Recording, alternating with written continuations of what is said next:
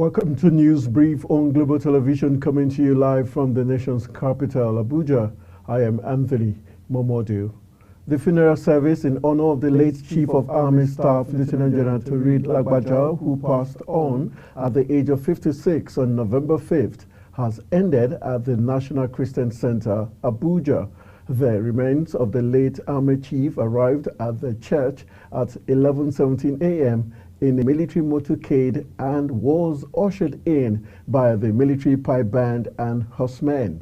The First Lady, Senator Oluremi Tinubu, and other top government functionaries, including the Minister of the Federal Capital Territory, Nyesom Wike, were in attendance at the service of songs. Also in attendance were the Chief of Defense Staff, General Christopher Musa, and other service chiefs, as well as officers and men of the Armed Forces of Nigeria.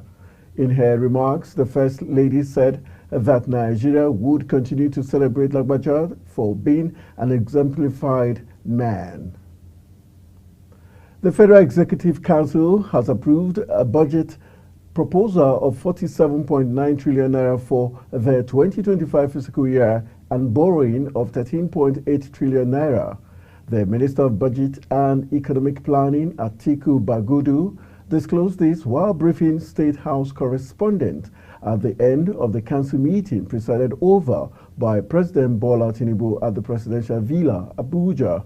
The approval is part of the medium-term expenditure framework, which is expected to be submitted to the National Assembly as required by law and Fiscal Strategy Paper for 2025-2027 by the Fiscal Responsibility Act of 2007.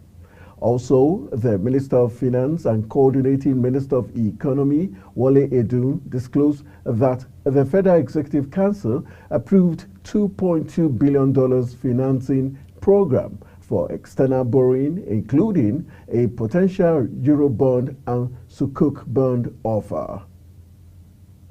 In business, the Raw Materials Research and Development Council of Nigeria, RMRDC, says it is working with Nigerian lawmakers to shut Nigeria's borders against the importation of raw materials that can be locally sourced.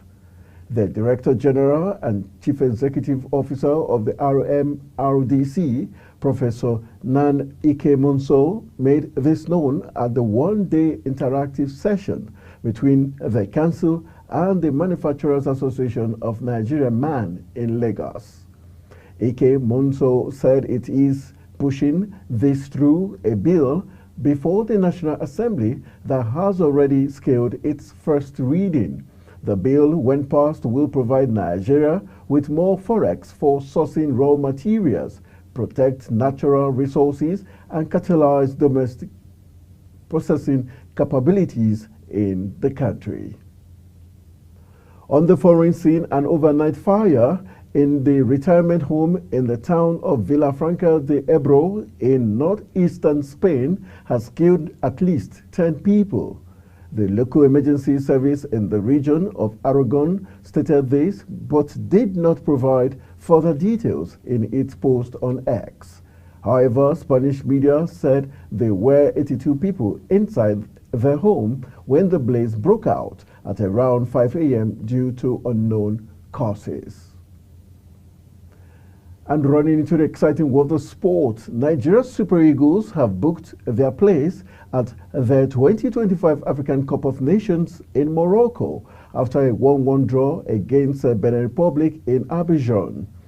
Benin Republic opened their scoring in the 16th minute when Mohamed Tijani capitalized on a corner delivery from Junior Olaiton, heading the ball into the center of the net.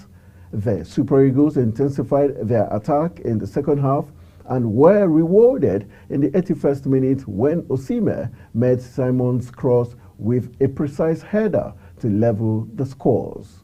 Meanwhile, just a few matches remaining in the qualifiers, Nigeria, Egypt, and 13 other teams have secured their spots for the 2025 African Cup of Nations, which will take place in Morocco. The Super Eagles of Nigeria secured their qualification with Libya's 1-0 victory over Rwanda in Kigali.